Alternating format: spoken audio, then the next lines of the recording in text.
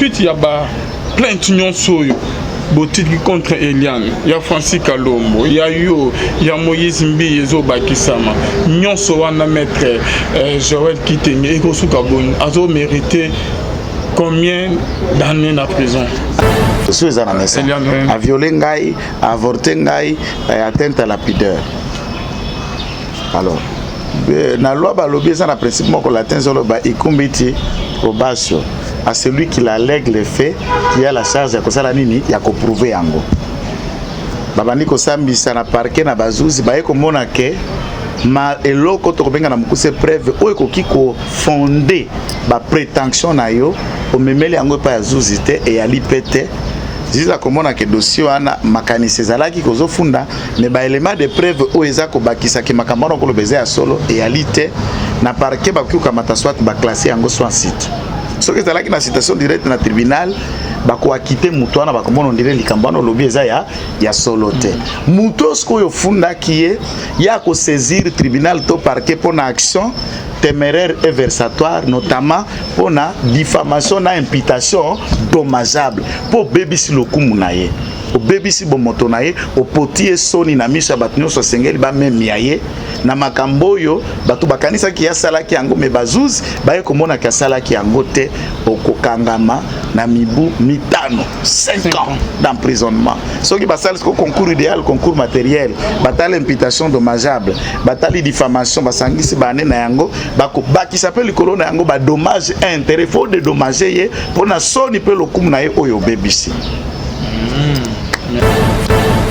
Bonzambe na bonzambe lola ezo futa simana to ya oloba kenjama boye to kwaye wa bien aimé dans le Seigneur toujours dans cadre informé bien dans émission na bino rien que la vérité est que bonzambe qui t'a na loye pe na maloba le bonzambe qui t'a na maloba bien aimé simana to ya oloba ke Yesu nde mosuki sinzama boto kwaye wa merci na pasteur Fezami si na bouche autorisée de l'Éternel depuis Zurich merci na philo mukoya motema bivens do mo depuis Londres na Luke le motema papa Emmanuel na Bosonte na frère et papi Kongenda depuis son défunt bien-aimé dans le Seigneur Bonzambe na Bonzambe Yesu nde mosuki si bien-aimé le lot tozali na tozana ndermo boyebi très bien tozi basango mwa mingi ba réaction mwa mingi na émission tosalaki na Eliane et na Dorcas amekaki un peu pour le bela sur relation na bana Eliane ba fait nos bien-aimés dans le Seigneur toyo pe komona collectif il y a ba avocat ya kala ya Eliane ba porter Eliane plainte bien-aimé makamano to rosuka wapi vérité eza wapi bien-aimé dans le Seigneur Denise Koto yé pas aussi déchaîné en tout cas ezami to yami moko ya ba avocat ancien avocat ya ba avocat et Eliane ba fait salon papa. Merci papa nzambe ya pambola ba tekonyo ba kolanda biso nzambe a pambola Congo apesa makasi peut-être tolonga munguno wa bengi coronavirus. Merci beaucoup coronavirus papa Joël Kitenge après émission tout ça là qui na Dorcas après émission tout cela qui n'a bino mais tout monde bino sur beaucoup que porter Eliane plainte au juste ezanini maître Joël Kitenge tangi c'est que wana zala cliente na bino. Bon merci eza pour na respecter droit il faut qu'on différencier mais a une catégorie à avocat to bengi ba avocat près YouTube près la cour YouTube ba avocat près les réseaux sociaux ba avocat près le parquet mais a msuso baza près la cour. Pardon bien sûr, des avocats qui ne pensent que c'est les réseaux sociaux des tribunaux, les réseaux sociaux on étale tout, les réseaux sociaux on peut se permettre tout propos sans que ose avoir retour. To sali musalo to ko sala tant qu'avocat. Nous nous sommes retirés pour des raisons personnelles en tant que professionnel. C'est de son droit. Il y a des avocats, c'est de notre droit de continuer à côté dossier. Les courriers ont été échangés entre Bisso et un nouveau cabinet où Ezali Nafikine, un autre précieux confrère Maître Kalala auquel je salue en passant. Les échanges ont été fructueux, c'est un professionnel. Alors, la loi cadre ça peut corriger professeur avocat lobby boy. Ce qui client a eu avocat va venir au salaire musala va poser acte. Ce qui a eu cabinet mususu pour que va succéder avocat wana, avocat va koya na cabinet à sika. Bako banda ko poser acte to ko sala pour na client wana kaka soki bazana ba élément de preuve que client wana sila ni na avocat ça veut dire afuti bango.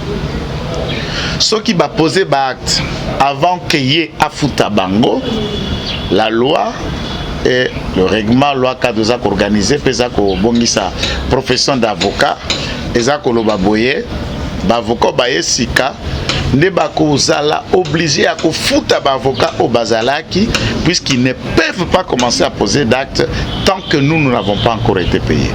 Ça c'est la règle, c'est la loi. Ça c'est un.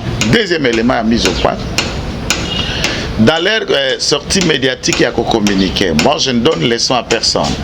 Communication à Bango, c'est que ça a un caractère. Il y a qu'à faire connaître au public ma tactique, na droit à cliente na Bango.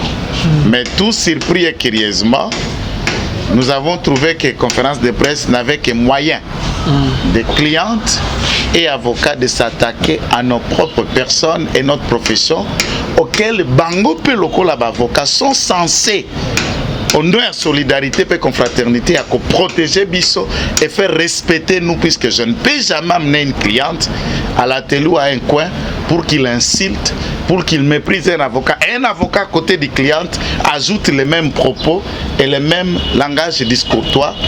Et ça a monté niveau d'école, de formation, niveau éthique et à déontologie auquel ceux qui prétendent à ce terme qui se vexent. Nous avons suivi des mots des non-avocats. Nous avons suivi des mots à Salakepananga. C'est moi qui l'emploie. Entre-temps, les gens qui ont dit ça, il y a mot quoi stagiaire. Aza na liste des stages, aza na numéro naté. Un stagiaire du point de vue d'avocat, à moins que Opa produise un élément contraire, ne peut pas ouvrir un cabinet. Akoki peut parrainer Moussou-Souté pour yo kambay local avocat puisque tu es toi-même stagiaire, osa na supervision et encadré na yo ou azali na tableau définitif.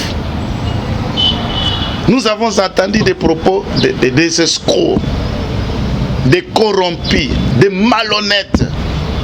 Nous avons entendu des propos du genre ne les écoutez pas, ne les suivez pas. Nous avons entendu des propos je ne les connaissais pas, je ne les ai pas consultés. Nous avons des preuves, nous avons des éléments auxquels nous avons été consultés, nous avons produit d'actes, des vidéos et des actes et nous les avons produits dans les réseaux sociaux et dans l'instance judiciaire. Parce qu'un avocat ne vient pas avec une cause devant les réseaux sociaux. Ce que nous avons la cause devant les réseaux sociaux, ce qui ne sait pas non, c'est devant les instances, dans le prétoire, de balakisake oyaza avocat ou le reste. Ngai longilanga je soit représenté à la Kisasa na Congo. Chaque fois que vous avez ce n'est pas utile de Calvin. Les problèmes au Congo c'est belé qui nous intéresse.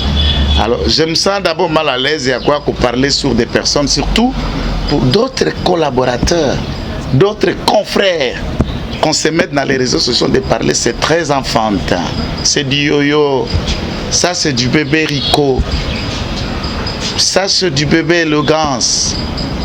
À ma personne, de l'éducation, de la bonne éducation que j'ai eue de mes parents. Certes, mon père lui-même c'est un avocat. De plus de 40 ans comme avocat au barreau de Lubumbashi, mon père. Mon père c'est un pasteur. La bonne éducation que j'ai eue et le parcours que j'ai, je ne peux pas tomber si bas. Malheureusement, ce sont des avocats même et dans les débats des Français, que ce soit en politique ou partout, nous ne les avons jamais suivis en français. Débattre, expliquer le droit en français. Certains d'entre Bango Kuna, on a eu à plaider des causes ensemble. Les clients Bango Batinda, ils savent. À Koloba, aucune phrase, aucun mot, puisqu'ils ne savent pas quoi dire. Mais à tout ça, nous nous sommes trouvés vexés na personne na biso pour la faire respecter, démontrer devant les règles. À ce stade, il faut qu'on saisisse l'instance. Batou ebele quand il a biso, bamsou bazala ki ba avocat avant Ndeko Francis Kalombo, peut-être avant Ndeko Jimmy Ngalas. Na ndenge ya âge, Francis Kalombo, c'est un papa. Quand je me suis approché à travailler, j'ai découvert que Azana Banayage Nanga Nabana Bakole Lingalvin. Francis Kalombo. Basilis na ba université prestigieuse na Bavard. Et ce monsieur est riche depuis la République d'Isaïe. Tine Kabilae et le reste, il est riche de très loin et pas à Pasteur Moïse. Je ne vois pas en quoi Pasteur peut corrompre Francis. Jimmy est riche, je ne vois pas en quoi le pasteur peut corrompre riche. Nous autres, c'est à toute honnêteté, je suis devant la caméra. Je n'aime pas des millions et des milliards, mais je ne dors pas dehors. Je me débrouille à la limite de mes moyens. En attendant, mon konzinzambe, après sa biso, à couper sa mikoloko ya sima. C'est en toute honnêteté. On se connaît ici, je ne suis pas infamé. Donc, droit et ça, makele la lingala toi côté c'est la réflexion. Même Batubako Landabiso Kuna, ils sont capables d'analyser qui est qui réfléchit mieux, qui a fait bonne école. Na droit kuna na campus cours française à la cate. Lorsqu'un avocat ne sait même pas formuler une bonne phrase en français, c'est que éducation à ce kuna na nago pas bapana bako bape kokola na lingala pas batatana mama nae. Kobana na lingala kuna na humanité pe na école primaire française à la cate tango comme à l'université ko créer en gote koyate. Alors il faut qu'on apprenne de respecter les autres, puisque s'il faut que chacun mette ses batteries, tous s'apprendre les uns les autres vont fuir. Alors, tu déposer plainte nabiso dans les bonnes et due formes. C'est à notre cliente de répondre de ses actes et de tous les autres avocats qui nous ont cités nominalement dans le faux et dans les éléments, dans la atteinte personnelle, en quittant un dossier judiciaire, vous faites atteinte personnelle à la personne de Maître Joël, à la personne de Francis, de Jimmy et autres. Là, c'est au parquet général, près la cour d'appel de Kinshasa-Gombe, de s'y faire, de trancher. Et ces instances vont prouver qui est avocat, qui ne le pas, qui sait faire quoi, qui ne sait pas faire, et qui a tort et qui ne l'a pas. Pour commettre des fautes, il sera arrêté et il payera de ce que le droit réserve pour commettre une infraction. Vous comprenez? Donc, prochainement, je voudrais de Qualvino et Dengai, tout sur la sous dossier Eliante, tout sur la sous dossier, il y a un avocat à CST. Pour la batute, pour la direct ou tout ça, non. En tout cas, tout solo la yangote, tozawa na Kinshasa, oui, tozawa na Kisirva, tozawa na Kinshasa, toyebani, toyebi place avocat kingana vandaka, toyebi place ya vandaka, toyebi avocat ya tambola na mutuka boya za makolo, toyebi avocat oyo alataka pantalon ni simisi nini, mais tokita na niveau ya se ya bilamba, bandaku banini, babiloko, c'est très enfanté, batu bakomona biso kuna, bakozwa biso kwa ba mike. Toko même ya même atabato yo azwaka connexion internet no azako foutre la facture suka fin du mois na poto to na kisasa atie mega na e po alanda yo mais tango akolanda biso akuta buzo ba c'est toko même ya bangote. Nous devons, lorsque tu es dans la télévision, tu es dans la réflexion, tu es dans la idée, tu édifier batu, tu révolutionner batu, tu loba na batu biloko e kozangi seye ba qui se lien plus que comme même la bêtise neti to comme batteur théâtral. Non, la profession d'avocat n'est pas une pièce de théâtre bande konangai. Tout ça paye en côté. J'ai toujours expliqué devant vous ici. Avant d'être avocat, j'avais une autre profession. Le lot n'a qu'occupé cause à l'avocat, n'a qu'occupé colongo à la moussa l'avocat, tout comme n'a qu'occupé exercer en côté. Je dois vivre puisque tous ces gens qui vivent à travers le monde ne sont pas seulement avocats. On ne gagne pas seulement la vie en état avocat. Et on ne peut pas gagner la vie derrière un dossier vide, un dossier de honte. Un dossier d'ignominie auquel, je vous dis, moi, s'il vous plaît, c'est sa phrase. Un dossier vide, un dossier de honte. Par là, Maître Joël. C'est tout le monde qui comprend. Je dis un dossier de honte. Bien sûr, nous l'avons fait comme des professionnels, je m'assigne. Alors pourquoi le lot comme un dossier vide, un dossier de la honte? Vous avez montré que Binomo Bozo Latissa honte en Maître Joël. Moi je n'ai pas. S'il vous plaît, est-ce que Bayebisa Kiyo Kengai Kitenge Joël Nabandaki ko samba contre Mutumoko? C'est Eliane et Pasteur Mbia qui étaient en procès. Nous sommes des avocats. Bah faire des affaires, il y a ma partie. Na fundi Mbia te, na fundi Eliane te, to futu ma. Biso toyaki, ngambo ya Mbia avocat balaki, ngambo ya avocat balaki, biso to ando samba te. bato bando samba bango biso to memi mayel na biso ya profession nde to ko accompagner bango ezalaki s'il vous plaît oh le lobozo ben que comme lokuta mayel o ya biso ndeza lokuta parce que vous comprenez un peu la chose. Je ne parle pas de notre profession nous le collab professionnel la justice, je parle de l'affaire nana yaka na ba preuve. Est-ce que avocat to mutafundi s'il vous plaît nana yaka na ba preuve. Est-ce que vous ko permettre ngai na si tu me coupes on peut permettre ngai na développer. C'est moi je chante de répondre mais néanmoins tu dois me laisser. Il y a conseiller une idée sinon vous allez que la cause. Alors qui amène de preuves na kati ya dossier tango consultant avocat c'est muto ya fundi nana s'explique à travers le mois muto ya fundi biso ba avocat to ko bongisa kaka maloba na yo na ba élément na yango tango ko samba liboso ya muto. Ce n'est pas nous qui amenons ba élément ceux qui ba élément ezali to ezali te ceux qui ezali o biso to ko déposer ndo yaki nango o to ko déposer te sari o yaki na yango te. C'est ce que je suis en train d'expliquer. Biso to ko fabriquer te na kozolo ko preuve na bureau na ngai te na ndako na ngate na ya vida ko tala pona ko sambela mutu te non quand même na ibane ya dossier ba preuve ezala ki OK client na bina la kisaki bino. En tout cas c'est ce que ba juge ba ko kata to koyeba kuna na kati ya dossier ba juge ba koyeba soki ba preuve ya lito ya lite. Maître Joël, vous allez homme dédié, à qui j'ai beaucoup de respect, Maître Joël. Mais tant qu'on continue à faire un dossier, ok, le lot sans panzanate, vous avez été corrompu par les pasteurs Moïse Mbiye, Eliane Bozo, Lukabo Kunae Mobesu. Pourquoi Maître Joël? na bandaki na ngo liboso na bandi na yo liboso pono ka kozongela na lobi biso misuso neti ngai kitenge Joël soki na ya na etando ike na eko loba na za na million na bonga na sala boye na kosi batu ba kolanda ngai mais néanmoins avec toute modestie na kolala ka libanda te na kufa kanzala te bana nanga batangaka libota na ngai vivaka à la limite ya nzamba ko pambola nga mikolo na mikolo. Mais quand il y a des avocats riches et qui ont des moyens. C'est ce que je suis en train d'insister. Est-ce que Nabatouana Nabazangi Misol ou que Tata Pasteur a corrompu Batouana na motindo des moyens qu'ils ont des plus supérieurs 10 fois ou 50 fois supérieurs à Pasteur. C'est ce que j'ai expliqué ici dans Ibandeli. Mais na Mukuse, Tozu Kanyaka, il y a Pasteur Mbiya Ponani. Biso to alaki avocat na tokozwa Kanyaka pona nini pe na oloba na kombo na Nzambe. Tozu Kanyaka ya Pasteur Mbiete. Et je dis devant votre caméra, moi, je ne parle pas comme avocat maintenant. J'ai 30 secondes comme un chrétien, un serviteur de Dieu, un enfant de Dieu. Je regrette le plus profond de mon cœur d'avoir porté ma profession aux côtés à Dossio contre le pasteur Mbia et je regrette profondément. Et au Seigneur, pardon? Je ne lui demande pas lui. Le pardon, c'est à Dieu. Moi, je ne lui ai rien fait. Personnellement, je ne lui ai rien fait. C'est-à-dire, je regrette d'avoir assisté Eliane. Est-ce que vous comprenez le Koloba? Mbia, personnellement, je lui ai fait quoi? C'est ça que je dis.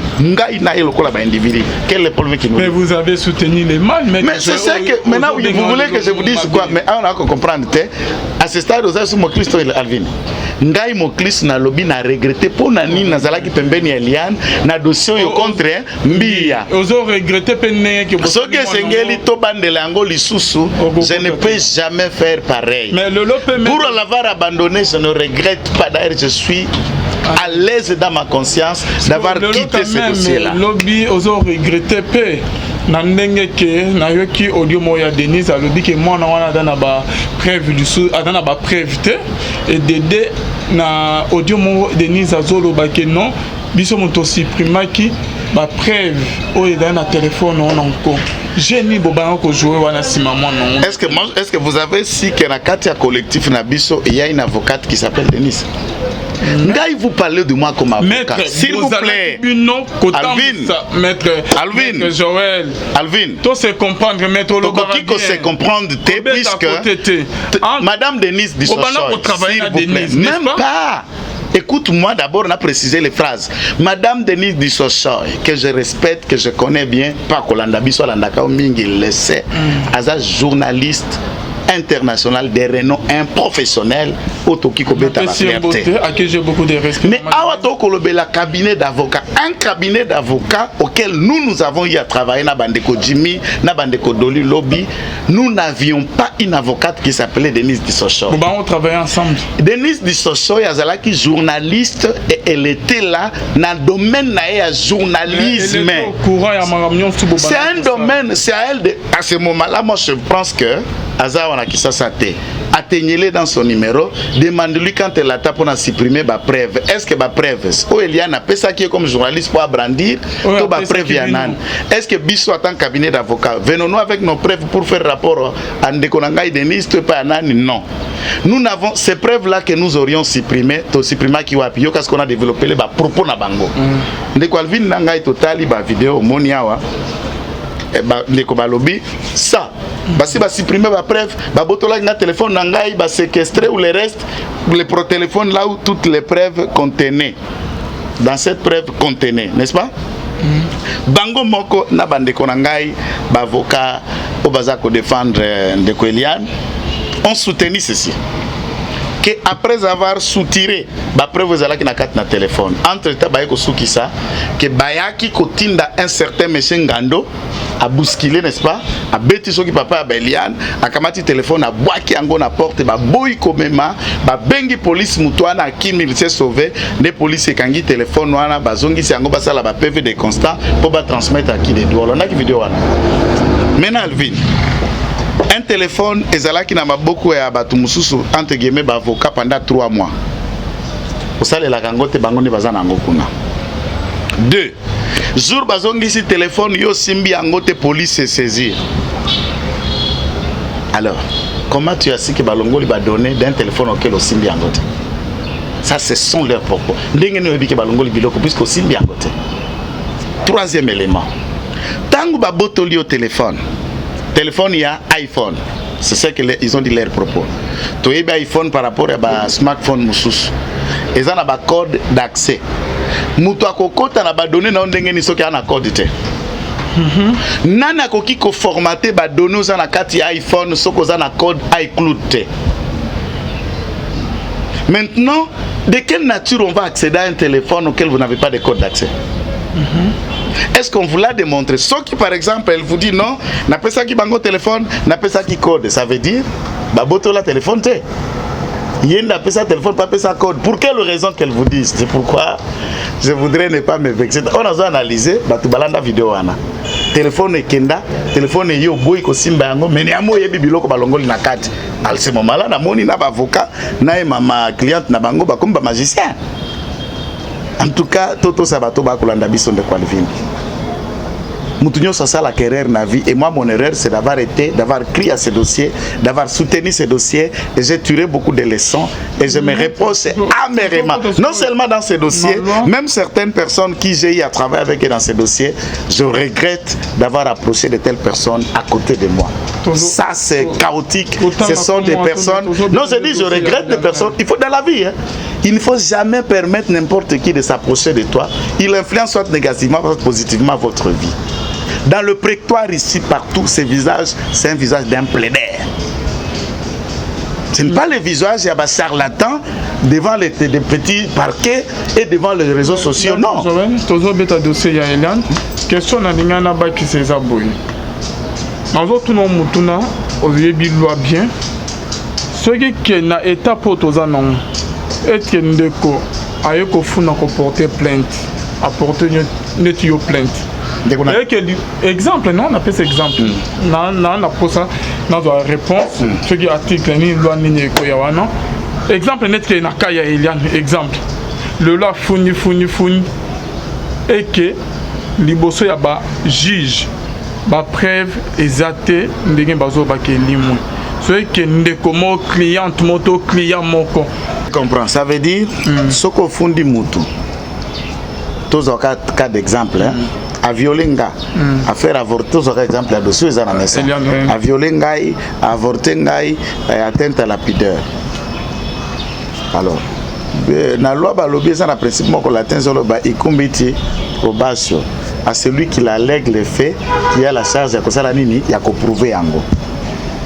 babandi kosambisa na parquet na bazuzi baye komona ke ma eloko tokobenga na mokuse preuve oyo ekoki kofonder baprétention na yo omemeli yango epai ya zuzi te eyali pe te ziza komona ke dossier wana makanisi ezalaki kozofunda me baelema de preuve oyo eza kobakisaki makambo wana koloba eza ya solo eyali te na parquet bakoki kokamata swat baklasse yango soit site soki ezalaki na citation directe na tribunal bakoakite mutu wana bakomona ondire likambo wana olobi eza ya solo te mutu oyo ofundaki ye ya kosaisir tribunal to parquet mpona action téméraire et versatoire notamment pour la diffamation na imputation dommageable pour bébisi lokumu na ye o bébisi bomoto na ye o potie soni na miso bato nyonso sengeli ba memi ye na makambo yo bato bakanisa ki ya salaki yango me bazuzi baye komona ki salaki yango te okokangama na mibu mitano 5 ans d'emprisonnement soki basali ko concours idéal concours matériel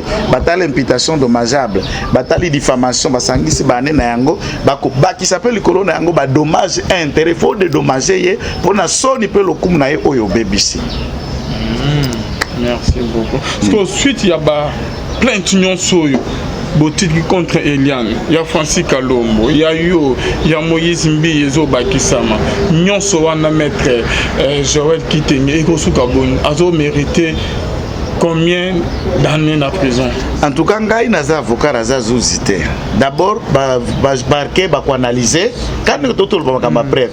Ba plainte toto na yango na ba preuve automemi.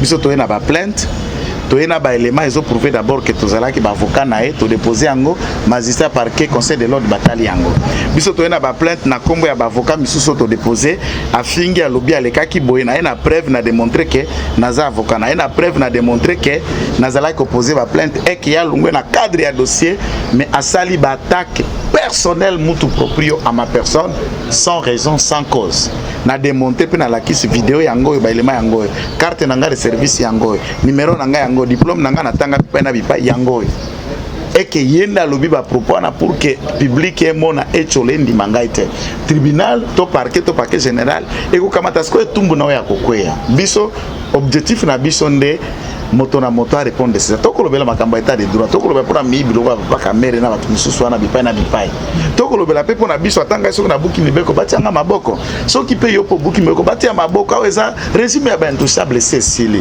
musala avocat za musala noble faut ça le man élégance na boboto na mayele pe boanya batu ba sentir que wa koloba za avocat za ngongolo ya pamba te ndenge tokoyoka mikolo ba ngongolo mais ngongolo na ngongolo faut mayele nde sala pour bato ba kotala okuna soki bakokanisa ba pesa dossier na bango lobi ba pesa yo kobima polo ko la job ate menasi manango ba kutande be libungu tulu mayele et réalité donc ozo mona tumuso akoza la mbinga mazana bongo ya mwano ya ndeka moke na kati na ye soki bongo nde mayele ya mutu okuta pe mayele abeka bongo maître Joël question bandomi abazo se pose neni mwana muke eliana ko panza bino boye le lobino na do ba avocat bo panza ni bokum ko swana oji ces années azo manipuler bino boji ces années qu'est-ce qui se cache derrière tout ça neti ngai personnellement nzamba otala nazali boso caméra na swani na avocat mokoto ngai pona longwa na dossier oyo na sala ki interview na yo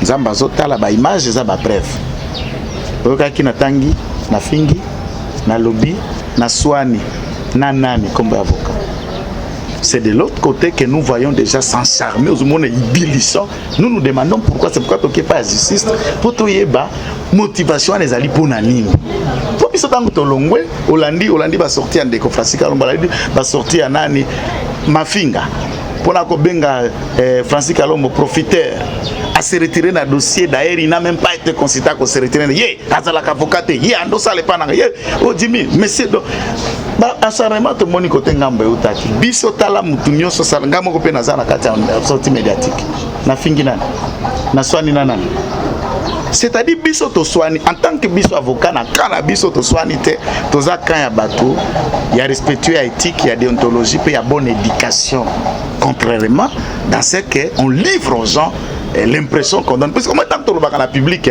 tu exhiba kabipa na bipa to uti na nini baboti mpebi ndenge to boko na mabota nde to akolakisa na miso ya bato okomona alors kopanza biso lokola ba avocat to kokamata pasteur. C'est pourquoi ngala kozongela na linga wana na osangisa biloko mibale puisque dans mes propos je peux parler lokola motami be kona kolo ba pe lokola mosali na nkolo Yesu.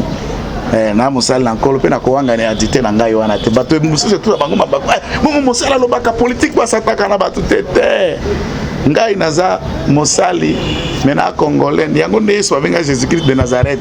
Nazareth eza kuna na lola teza mboka ya wana se nga naza Joël Kitenge mosala nzambe mais congolais.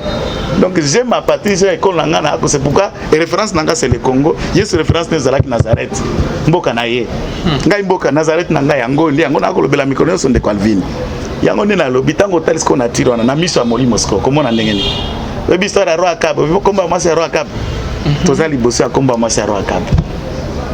Oh là là. Ça, c'est l'esprit de Jézabel. Qu'est-ce que vous pensez? Qu'est-ce que vous pensez? Dans l'aspect spirituel, c'est l'esprit de Jézabel. Ok, vous avez en tout moment Jézabel en haut. Non, mais vous savez. Partout. Non, tu as baningate, tu as professionnel. Professionnel. Oui, Nyango Toko Samakit. Ngai na lobby na toute honnêteté. Na batunyo soboko la nangai. Oyo tango monanga na ko défendre cause contre Mobate Limpate en Kolo. Milimu abatu mususu ba pengu peut-être ba ki maloba na ngai nzambe na lola yokelanga mawa bino pe kuna botenir ngari gerte pasteur pe. Est-ce que c'est difficile de dire au pasteur mbi pardon?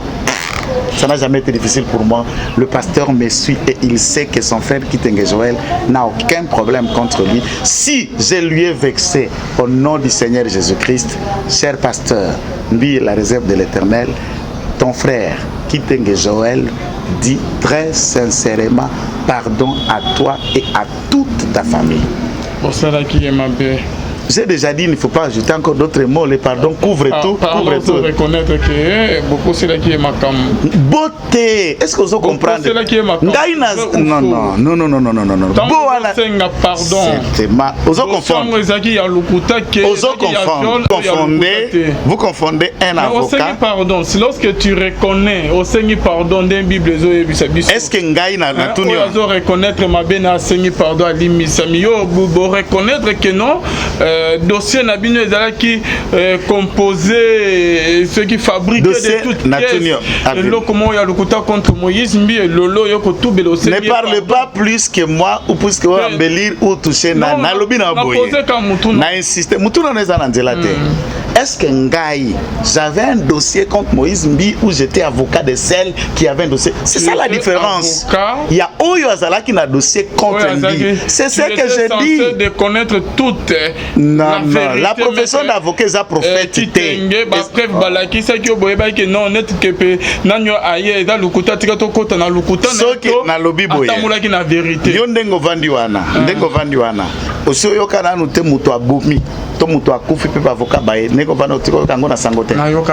Alors qu'est-ce qui vous... Moi je suis avocat. Vous êtes avocat. Est-ce que vous confondez la profession? Vous confondez profession? Non, non, ici vous confondez Eliane Nanga. Les choses que tu as posées à Eliane, ce que qu'il faut tout j'ai prêté mon ministère, cette ministère j'appelle le ministère d'avocat à Eliane, n'a procédé contre Pasteur Mbi.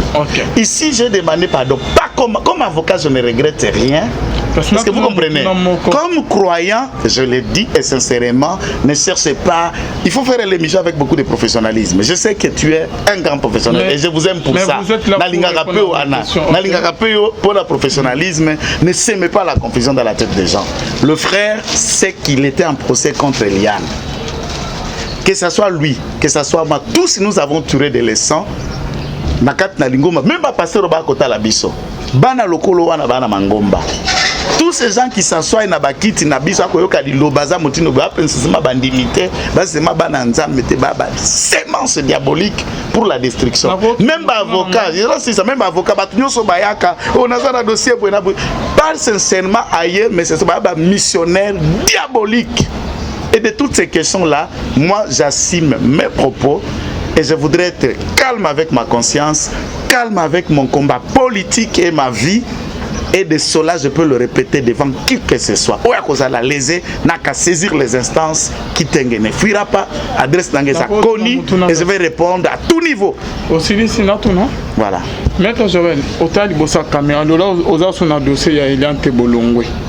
mais kako yebisa biso siko vérité dossier en tant que kota ki on lolo ba Dorcas ba benga dossier mon sal bino bolo ba ke dossier ya honte mais qu'est-ce que kota caméra yebisa biso c'est entre nous lolo za suna elante dossier on ndenge ke client na ndebo banaki ko solo la kota la ba preuve amemela ki bino bona boye ezalaki ke client na bino nda azalaki mabe alingaka lekela Moïse Mbiye na esprit to Moïse Mbiye nde akoyisamaki vraiment na mabe asalaki mwana mwasi oyo to mwasi nde muto asali ye mabe pesa biso ka vrai par oui ou non.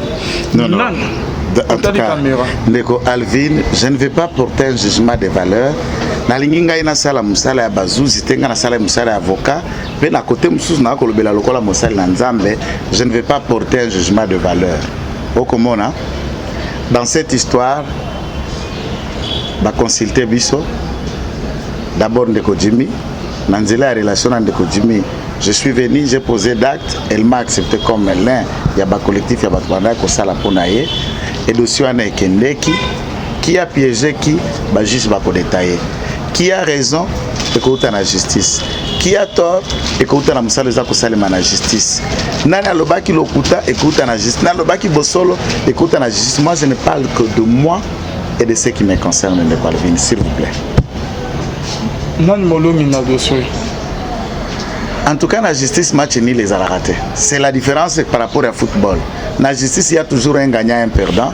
Et je souhaite que le meilleur ou à cause de la gagne. Dans le moment où comme Moïse Mbiye, nazana ngamba Moïse Mbiye te, nazali susu na ngambo Eliane te, nazana ngambo na ngambo. Alors pourquoi souci na bine ezali ba classer dossier sans suite pour que Moïse Mbiye alandela Eliane? Au monte que ça qui monte mabe boningi. Otunaki ngai idée à droit soki bafundi mutu, soki makambo na ekota mpe basala kanini. Nani boke au porter plein de dossiers aux à la classer dans sans suite. Non, moi, classement sans suite, c'est une procédure administrative. Ça dit que je suis samedi, ça soka moni ke beleme ko kanite aki côté ango pembende avec classé sans suite. Pour na biso wana za musala biso za musala ya parquet, soki ko classer to ko mema ango tina tribunal, soué na biso za vérité ça nini, liboso bazu lokolo ça ngeze pas l'état.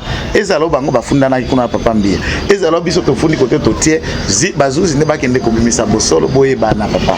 OK, maintenant je vais kitenge na hebité même par rapport toujours ya Dorcas batie biso extrême muke ya Dorcas na yamaki Dorcas oya bango c'est plus comme dans ce ya il a pas passé réaction ne cause à l'ande na epi Dorcas to abanda ko yana nande konaye bon moi je crois qu'il y a des makambo na bango ya famille hein les makambo na bango ya famille ce qui a lobby sans langage qu'elle a déjà dit. À ma connaissance, je sais que Dorcas a même juriste de formation, c'est quelqu'un qui a étudié. Ce qu'a lobby bon a raison, a étudié à l'Oba. Moi, je ne vais pas me vexer dans les Cambo et dans les familles. Puisqu'à ce que je sache, Dorcas a na pasteur Mbi était. Dorcas pas consultant, gars, il tourne le avocat. C'est un problème de famille. Mungana tike libango entre familles va régler ma Cambo et Talibango na kokota pété. Merci beaucoup, Maître Joël. C'est la fin de notre émission. Par rapport à l'Union, c'est toujours comme M. César ou Balbosoa Caméra. Malobai non yasuka mabai bazola ndape mekana ko yepisa bandero mususu na dossier ya Eliane exact nini on esali ke le lobby non tuna ba Jimina yo na ba maître mususu bo se retirer na dossier. Au PC déjà makamno bien mais banisu bazolo ba on dirait que est-ce que relation moi ezalaki wana te hein on est panza binobo le lobby binobo oui relation avec client et avocat oui ezalaki suka ikawana oui OK merci beaucoup l'homme sous tikala kozala te oui azalaki atutisama libaku na dossier oya Eliane de près tout comme de loin awana Kisasa na lingomba mokonzi nzambo eza cité Bethel na famille ya pasteur papa patriarche apôtre Mbiye na bandeko bazana mikili na poto bipai na bipai j'assume l'entière responsabilité à ma propos nangai oyo on est humain chaque dossier to yaka nango etinda biso to étudier to yekola to tirer pe ba leçon je tirer des leçons que j'ai tiré na kati ya dossier oyo nani okobenga e moninga nani okikobenga e collaborateur nani okobenga e ndeko